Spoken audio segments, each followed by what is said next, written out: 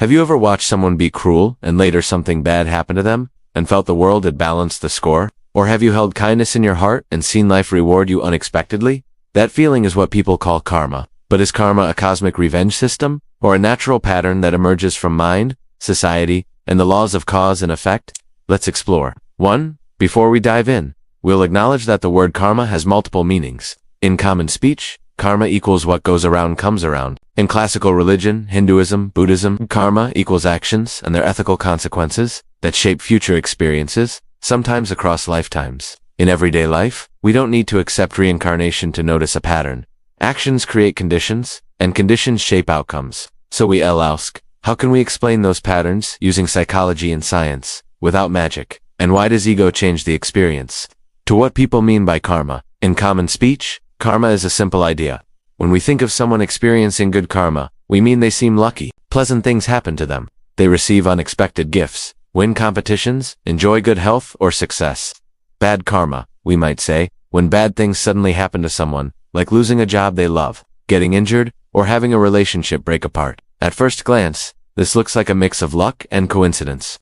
But to the person experiencing sudden misfortune, it might feel different. If you've ever seen someone good-hearted meet with tragedy and thought, that's so unfair, or seen someone bad-tempered succeed and thought, what luck, you've touched on the idea of karma. That's because for most people, good karma and bad karma aren't just about external circumstances. It's about how those circumstances affect the person. Good karma equals good feelings. Bad karma equals bad feelings. We naturally want to know why we experience good or bad karma, whether our actions have consequences, and what we can do about it. 3. Well, psychology offers several explanations for how karma works. First, behavioral consequences. If you bully others and they avoid you, you get less social support, a direct consequence. Your reputation suffers. Your ability to cooperate declines. Your self-esteem may drop. Your chances of forming intimate relationships might diminish. None of this is mystical. It's cause gives effect. This is also true in reverse. If you are generous, helpful, and warm, people will seek you out. They'll invite you to gatherings. They'll pass on opportunities. That feels good. So there's a natural incentive to act well. This is called operant conditioning. When positive actions produce rewards, trust, friends, opportunities, you're more likely to repeat them. When harmful actions produce losses, isolation, conflict, those actions become submitting. That looks like bad karma. In both cases, the experience matches how you act. That's a powerful lesson. So much of karma is simple, social, and psychological cause-effect. Your actions change how the world and people respond to you. If you dislike being around someone, you won't spend time with them. If you respect someone, you'll recommend them for jobs. Your choices ripple outward. 4th, social systems help enforce these patterns too. Human life is embedded in networks, family, community, workplace. Reputation travels faster than facts. A bad reputation can precede you, limiting where you can go and work. People may even warn others about you, creating a negative spiral. That's practical karma.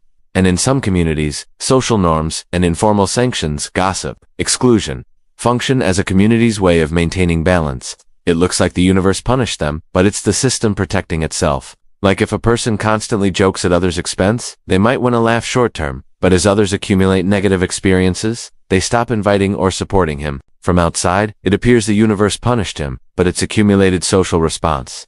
5th, neuroscience shows that these patterns are embedded in the brain. Our repeated behaviors strengthen neural pathways. If you habitually act with kindness, your brain will strengthen circuits for empathy and cooperation. If you act selfishly, reward pathways for short-term gain will strengthen. Your brain gets wired to seek quick wins. Those circuits then bias your perception and choices.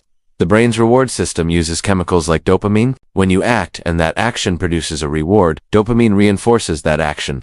If bullying sometimes wins you status, you'll be more likely to do it again, until negative consequences override that reward.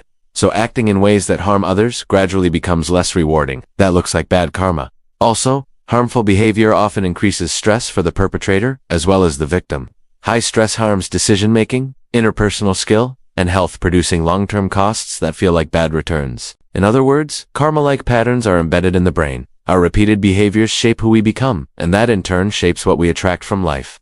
6th, some people point to quantum physics as evidence of karma. Let's be very clear here. Physics does not give a straightforward scientific proof of karmic justice. But there are two ideas people sometimes connect to karma, and we'll examine them responsibly. First, the observer effect measurement. In quantum experiments, the act of measuring a particle seems to affect its behavior. Some interpret this to mean consciousness creates reality. Scientifically, This concerns interactions between a system and measuring device. It's not clear this generalizes to human intention manifesting outcomes in daily life. Second, entanglement and non-locality. Quantum entanglement shows correlations across distance that seem instantaneous. Some use this to suggest a deep interconnectedness. But entanglement doesn't imply moral balancing or purposeful cosmic correction. To sum up, quantum physics suggests a deep, interconnected fabric of reality and shows that observation interaction matters inside precise lab conditions. It does not provide proven mechanisms for karmic moral accounting. Using quantum ideas as metaphors, interconnectedness, the subtle influence of observation, is fine. Claiming quantum science proves karma crosses from science into speculation. Seventh, now we come to a crucial idea. Ego changes the experience of karma. The ego wants credit or revenge. If a revenge-like event happens, ego says I was right, or if something bad happens to you, ego cries unfair. Ego interprets patterns emotionally, not objectively. When ego is dominant, you misread cause and effect. You might call coincidence karma to punish someone in your mind, or feel victimized and miss how your own choices shaped outcomes. When ego dissolves, perspective shifts. You see patterns clearly, accept responsibility, and learn, which is the spiritual meaning of karma as teacher. In that state, karma becomes corrective and educative, not punitive. So people who are not dominated by ego tend to experience karma differently, as transformation rather than tit for tat. 8. Now we face a deeper question. Why do we experience events as the universe taking revenge? The human mind seeks meaning. When two similar events happen, someone insults others, later insulted, we often create a narrative of justice. They got what was coming to them. That narrative is psychologically satisfying. There are real causal mechanisms, social retaliation, legal consequences, chance aligning with patterns. Combined, they can make the world feel morally ordered. But beware, confirmation bias. We remember stories that fit our moral sense and forget the many counterexamples. Ninth, so what should you do about this? How to live with karma wisely. We offer 5 suggestions. A. Intention plus action. Ethics matters. Act with compassion and integrity. Small, consistent actions change your reputation, brain, and environment. Be non-attachment, Gita-style wisdom. Do your duty without clinging to outcomes. This reduces suffering when things don't immediately pay off. C. Accountability and repair. If you harmed someone, repair it. Apology and restitution change social dynamics and rewire your own brain. D. Mindful observation, not blaming. Observe patterns in your life without egoic rage. What patterns repeat? What role did I play? That turns karma into feedback. E. Practical safety. Don't passively expect karma to fix injustice. Legal and social systems, boundaries, and action matter. Karma's slow patterns are no substitute for justice when harm is real. 10. Finally, let's look at some stories and examples to illustrate these ideas. Example 1. The office gossip who climbs by tearing others down, later loses trust. Isolation follows. Not mystical. Reputation and reciprocity caused it. Example 2. The person who gives quietly to neighbors. Later, those neighbors help in a crisis. That's social reciprocity and network effect. 11. So what's the takeaway? We started with a simple question. Is karma real? We looked at how karma operates on personal, psychological, and social levels. We examined whether it exists in nature, and we explored how our ego colors the experience of karma. Perhaps the deepest truth about karma lies in how we choose to live with it. Whether we take responsibility, repair harm, or learn from patterns determines our path. Ultimately, karma is not a headline from the universe saying you paid for that. It's the quiet mathematics of cause and effect. In your brain, in your relationships, and in your world. Live with conscience, learn from patterns, and let humility turn the world's echoes into lessons.